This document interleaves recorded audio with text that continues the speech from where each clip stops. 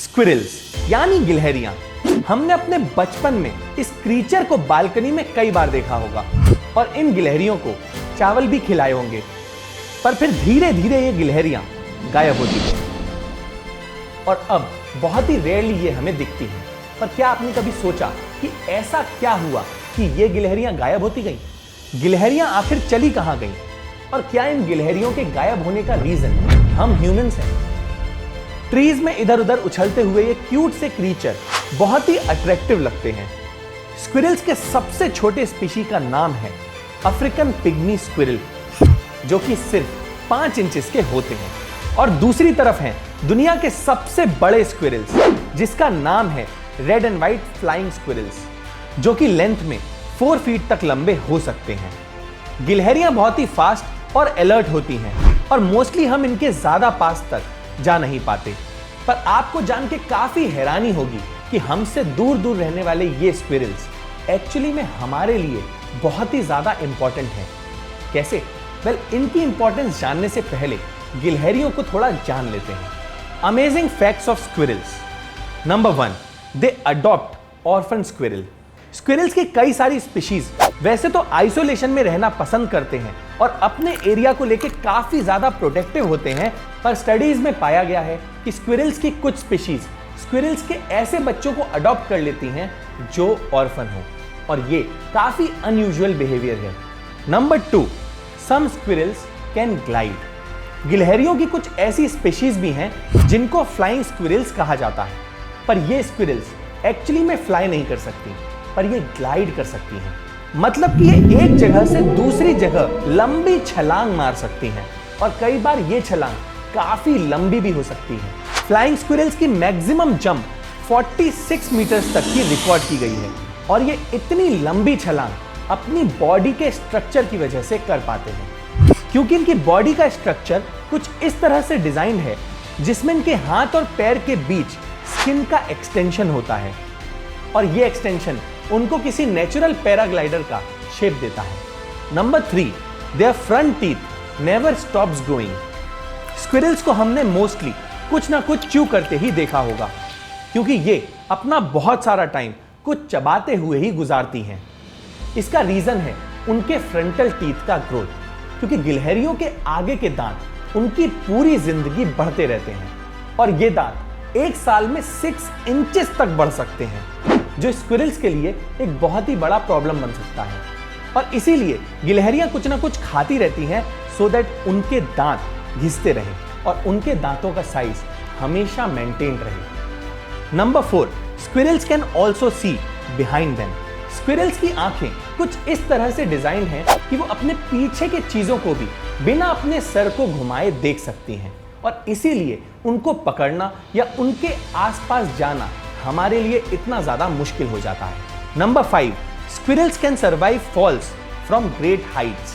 Squirrel की body का design slender होता है, जिसमें लॉन्ग टेल और बॉडी का बैलेंस कुछ इस तरह से बना हुआ है कि वो ऑलमोस्ट किसी भी तरह के फॉल को आराम से सर्वाइव कर सकती हैं।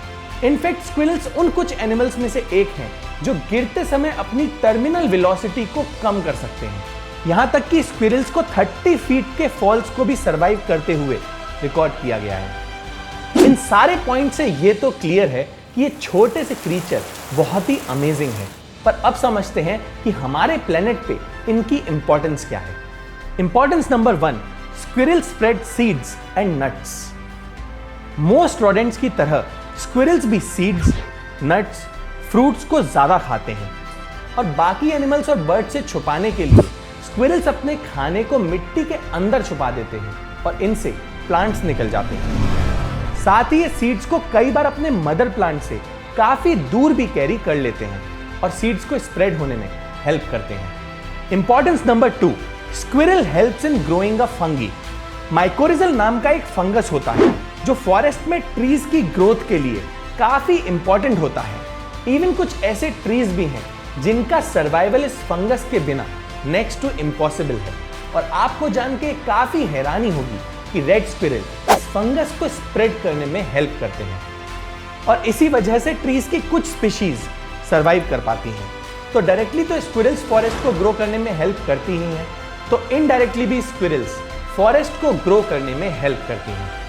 Importance number 3, squirrels are the indicator of forest health. Squirrels forest के हेल्थ के क्रूशियल इंडिकेटर माने जाते हैं।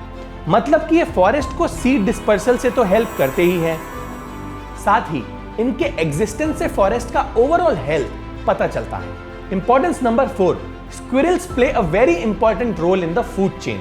गिलहरियां फूड वेब में भी बहुत ही इंपॉर्टेंट रोल प्ले करती हैं, क्योंकि ये शिकारी और शिकार दोनों ही हैं। वैसे तो स्क्विरल ज्यादातर फ्रूट्स और नट्स ही खाती हैं, पर कुछ केसेस में ये अपने से छोटे इंसेक्ट्स और बग्स को भी खाती हैं। और आउल्स, बॉबकैट्स, फॉक्सेस ये सब स्क्विरल्स का शिकार करते हैं। तो अगर स्क्विरल्स की पॉपुलेशन में कमी आती है तो इन्हें शिकार करने वाले क्रीचर्स का सर्वाइवल भी काफी मुश्किल हो जाएगा। पर पिछले कुछ सालों में स्क्विरल्स की पॉपुलेशन काफी नीचे गई है और पहले की तरह ये अब हमारी बालकनी और पार्क्स में ज्यादातर नहीं दिखाई देती। और इसके पीछे का रीजन ये है कि ह्यूमन की एक्टिविटीज और डेवलपमेंट में इन गिलहरियों के रहने के लिए सूटेबल कंडीशन नहीं बचे हैं। ज्यादातर गिलहरियां पेड़ों पे रहना पसंद करती हैं और इन्हीं पेड़ों को हम काट काट के कंस्ट्रक्शन पे कंस्ट्रक्शन करते जा रहे हैं। घरों और फ्लैट्स के कंस्ट्रक्शन के डिजाइन भी कुछ इस तरह से हैं कि अब गिलहरियां वहां रह नहीं पाती। पहले के लोग को एग्जिस्टिंग में बिलीव करते थे, तभी वो अपने घर में छोटे से एरिया में स्क्विरल्स और बर्ड्स के लिए खाना और पानी रख देते थे। पर अब हम एनिमल्स को लेके इतने ज्यादा इंसेंसिटिव हो गए हैं कि हमने ये एक्टिविटी करना भी बंद कर दी। सो अब ये बहुत ही ज्यादा जरूरी है कि हम स्क्विरल्स की इंपॉर्टेंस समझें और इनके सर्वाइवल के लिए इन्हें अप्रोप्रिएट कंडीशंस प्रोवाइड करें।